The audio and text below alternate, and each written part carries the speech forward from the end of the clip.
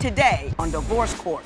Dontavis, I'm here to tell you today that I'm not here to be your mother. I'm not here to raise you. I'm here to be your wife and your partner.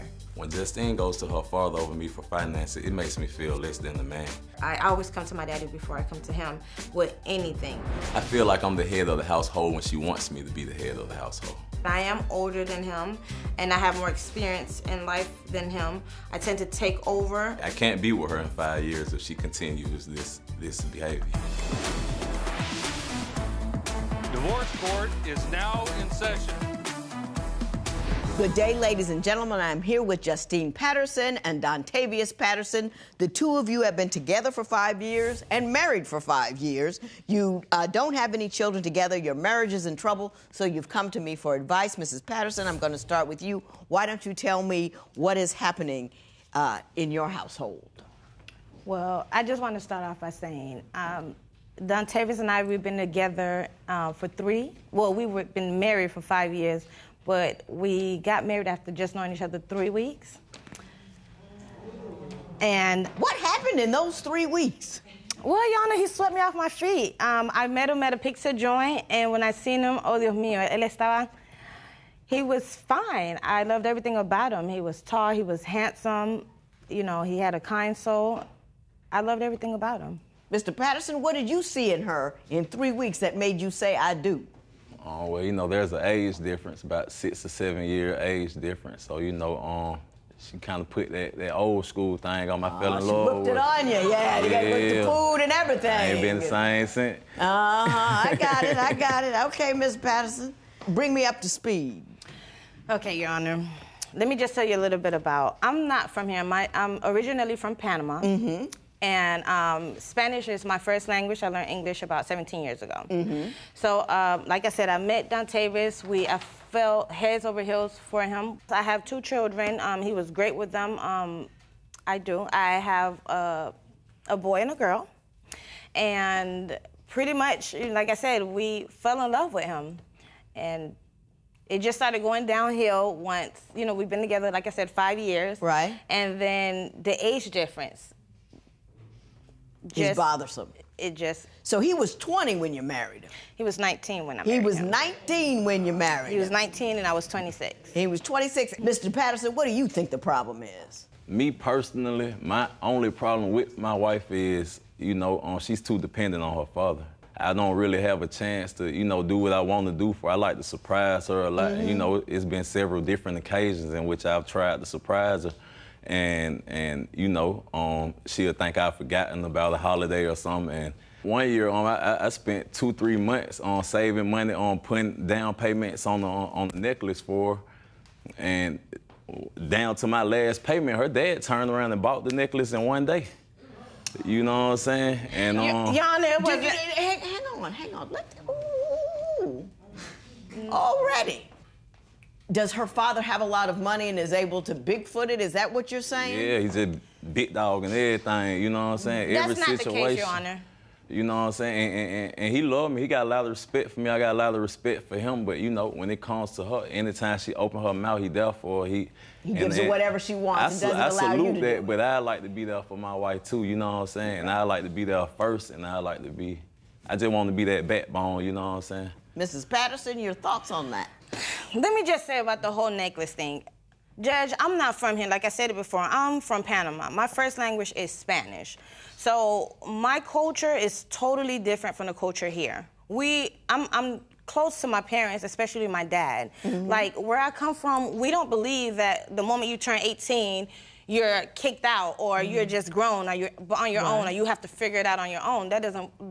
I wasn't raised that way. Mm-hmm. My dad, and as far as like the jewelry, it was a necklace that I wanted from my country. I didn't tell my dad, just like I told him. I'm like, oh my God, there's this lady who's from my country. We have this yearly event.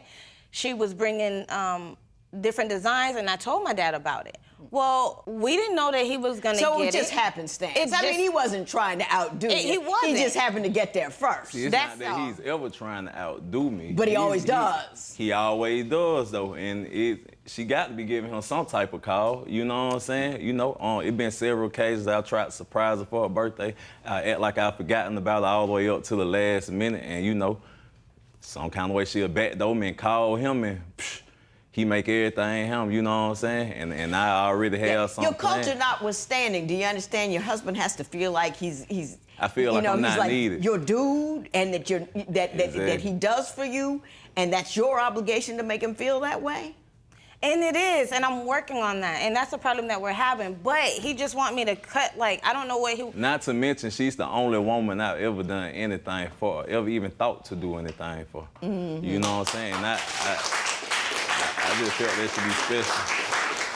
And I'm not saying that he doesn't do for me and my children, because he doesn't have any children, and he's 100% dedicated to my daughter. I'll give an example to, my daughter just got her progress report on last Friday. Mm-hmm. My daughter had all A's, 1 B, and thanks to him, because he's dedicated to her. His education her education is everything to him.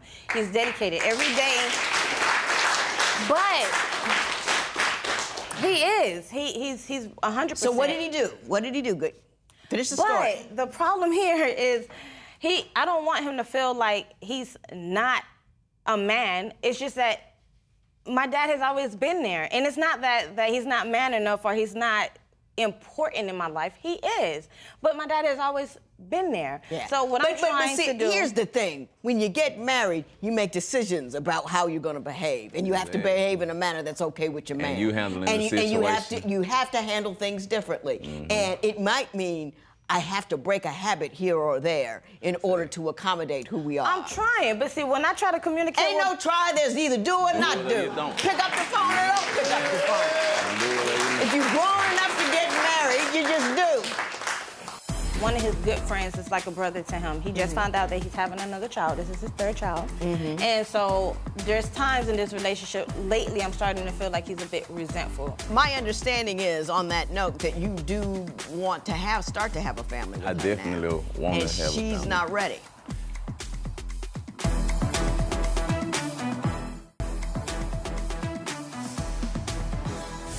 Mrs. Patterson, you say that you became a mother very young, and that, you believe, has impacted a great deal how you conduct your life now. Why don't you tell me the story of what happened and how you believe it's still present today in your life? Well, I came to this country when I was 14 years old. I'm actually the first one in my family to have a baby out of wedlock. My parents had been married for 39 years. I had my son when I was 17. And even though I had him at 17, I had a lot of support. A lot of support with his family, my family, but it devastated my parents. I just put my whole family in a whole different era, and they just had to go, flow with it when we first got here. So my family means a lot to me. Dontavis grew up in a household where he didn't have both of his parents. He only had his mother. And so when he seen the relationship that my... Hang on. Let's let Mr. Patterson speak for himself. Mr. Patterson, when you stepped into the role as stepfather at 19, which is very, very deep, were you concerned about it? Was it difficult for you? And how do you think you've done? I think I've been doing a great job. It's not difficult. The only difficult part is when you start to feel like you're not being appreciated for it. You know what I'm saying? But what makes you think you're not appreciated for it? I think that just comes with being a step parent, period. You know what I'm saying? You can spend all the time in the world and do everything that you could possibly do. But then, when that little kid pick up that phone and call the real pops, it kind of make you feel some kind of way. You know what I'm saying? So, I guess that's just the reality of it, but I'm growing into it, and Were you at all hesitant to take on a woman who had 2 children? You were just 19. Not at all. Not at all? Not at all. My stepfather raised me, so I never looked at them no different than my real children, because I wasn't looked at any different. You know what I'm saying? I don't treat them like... Not that they're different because they're stepchildren, and I appreciate that, I do. But you were so young to take on that responsibility. That did not frighten you at all? Nah, not at all. I've always been like a little ahead of myself mentally. More mature? Yeah, a lot more mature, so... all the clubbing and playing around, I kind of skipped that in my 20s anyway. So my understanding is, on that note, that you do want to start to have a family with her now. I definitely want to have a family. And she's not ready. Well, we attempted to once before, and her body wasn't ready for a child. Right. Therefore, we really haven't worked on it again. But he's talked about it. He's talked about how he's disappointed because one of his good friends is like a brother to him. He just found out that he's having another child. This is his third child. And so there's times in this relationship, lately I'm starting to feel like he's a bit resentful. So the fact that you don't have a baby the fact together. that, because he keeps saying little things like, you know, I'm 25, I don't have any children, I must not be good enough, and everyone around him is having children. But what I don't want to do is bring another human being to this world and we're having little minor... We don't have it totally together. We don't have it all together. It wouldn't be fair to the child. I feel like we're never going to be totally just perfect, you know what I'm saying? With the kid or without the kid, you know what I'm saying? We've been struggling 5 years together. I don't feel like a kid gonna, you know what I'm saying, do no justice or do no worse. But we gotta work on the communication. And I'm gonna get to that communication issue and why it is such an issue. I'm like a jackrabbit right now, and I be wanting it. I be wanting it when I want it, and you know, she'll give it to me when she feel like getting it to me, when she feel like getting it to me. But then respect the fact that you have a higher drive and a need at this juncture in your life. He's wanting it 3-4 times a day. Who has the time?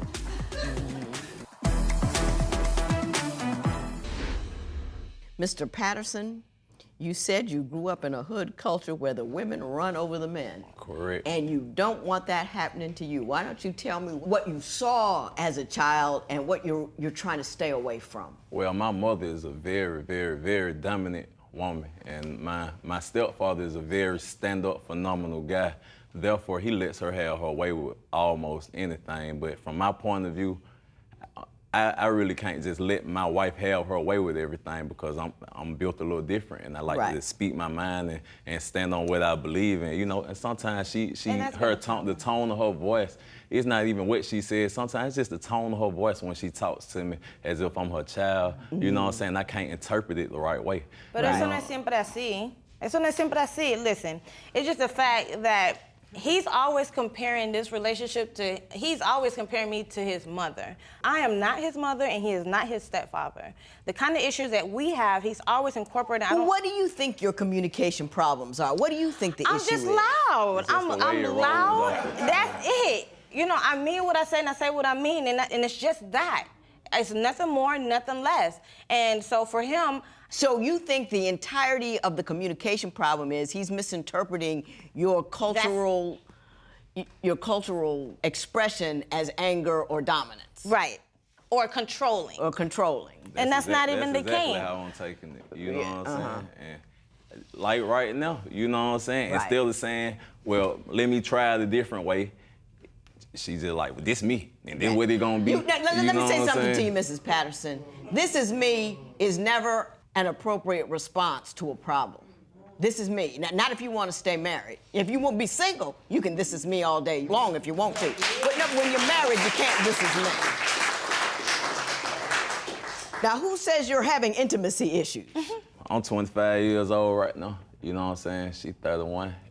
My sex drive like a jackrabbit right now, and I be wanting it. I be wanting it when I want it, and you know, she'll give it to me when she feel like getting it to me, when she feel like getting it to me. But then respect the fact that you have a higher drive and a need at this juncture in your life. Mrs. Patterson, your response to that would be? Well, I'm not saying that I don't want to have sex. I said, let's schedule. Not even, and here's why. I have a busy, not even schedule, but like if we could get together and we could figure out like, okay, on these days, because not only do I have to take care of the children, I still have a full schedule. Like I'm a paralegal and I work with different doctors. I have a lot going on. And so, yeah, while he's thinking about that, my mind is on on something totally different. Not somebody, but something else. So like, I'm not saying that I don't want to and my sex drive is not as high as his, but we have other things more important than being a paralegal is keeping you from having sex. No. Taking care of my children as much as he wants it, Your Honor. He's wanting it 3-4 times a day. Who has the time? It's more so of, okay, she may want it early in the morning. I want it all the time. But if she turn me down 3-4 times and then she come at me all, you know, wanting it, I'm gonna turn her down. Then that just starts a little thing where both of us just like, back and forth. Who's gonna be the one that have their needs met? on their schedule. Exactly. And then, your egos get involved. And every and time it I'm gets turning her silly. down, I'm really wanting it, but I have to turn her down just to let her know, you know what I'm saying? That's not how to handle it. It isn't, but I'm gonna try to address something or other. I don't think I'm gonna get very far, but I'm gonna do it anyway.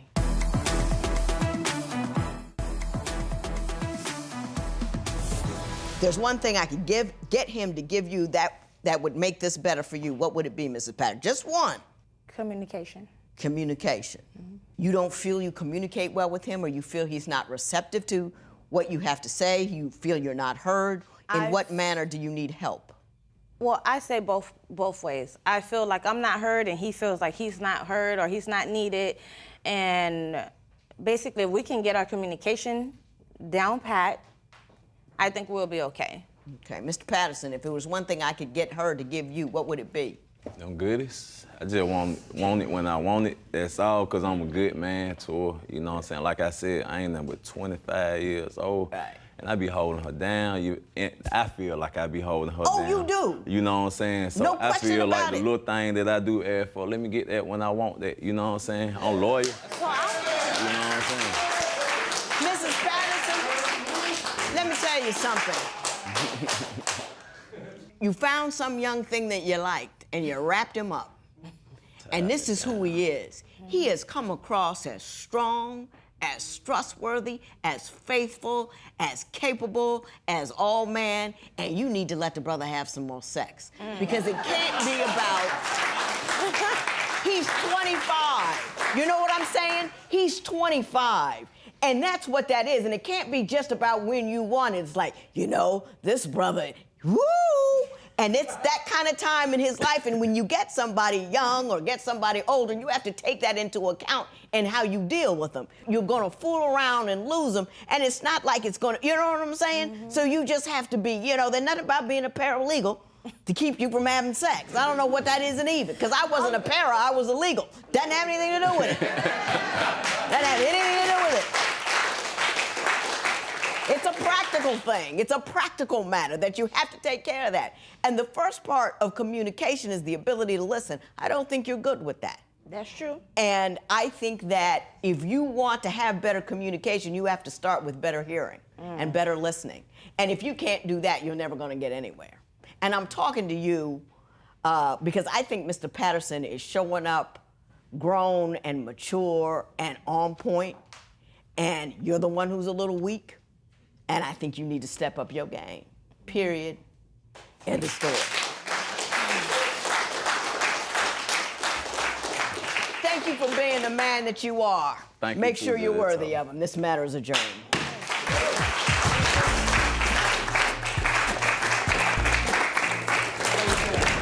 I feel like if he was able to communicate a little bit more effectively with me, with telling me exactly what's wrong with him instead of having me figure it out, or the whole sexual thing, us talking about it, I think that will help too. I just hope we can move forward from here, and we do not have to move forward with a divorce.